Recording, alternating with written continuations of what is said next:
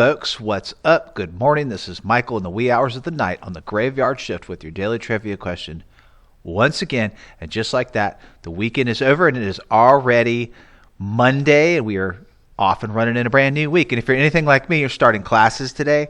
So we are officially, definitely back in the grind. Anyhow, the answer to the previous trivia question was, of course, Thomas Paine's pamphlet, Common Sense. Thomas Paine, the famous pamphleteer as he was known. Common Sense is credited with uniting average citizens and political leaders behind the idea of course, independence.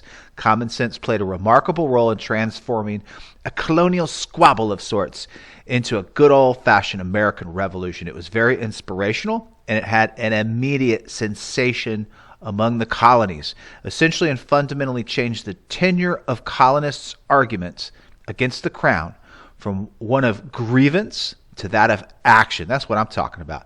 It was published anonymously, believe it or not. I found out in my research during the beginning of phases of the American Revolution, which was perfect timing for something like the Common Sense pamphlet. Common Sense was plain language, that considered plain language that Paine used to speak to the common people. And politicians ever since have been using that kind of a platform.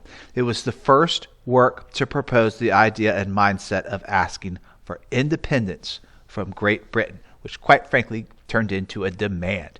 Paine himself was born in England and arrived in Philadelphia in 1774. The debut of his 40-page pamphlet, check this out, sold some 500,000 copies. Folks, I don't care what kind of product or whatever it is that you're dealing with or you're putting out there.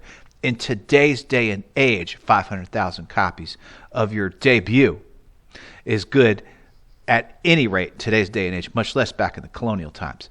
It was powerfully influencing American opinion is what Common Sense did. He would later return to England, flee to France, and he was even arrested for his political opinions, which is not uncommon back in that day, all before returning to the U.S., where he died in 1802. A little geek factoid, a copy of the scarce first issue of Thomas Paine's Common Sense sold at Sotheby's in New York in 2013 for $545,000. How about adding that to your library? Why don't you?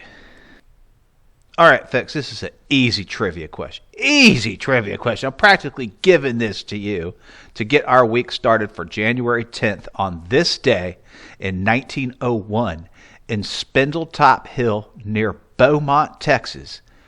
This industry gushers its way in, making Beaumont an overnight black gold boomtown and creating the world's first trillion-dollar operation. You guys ready for this week?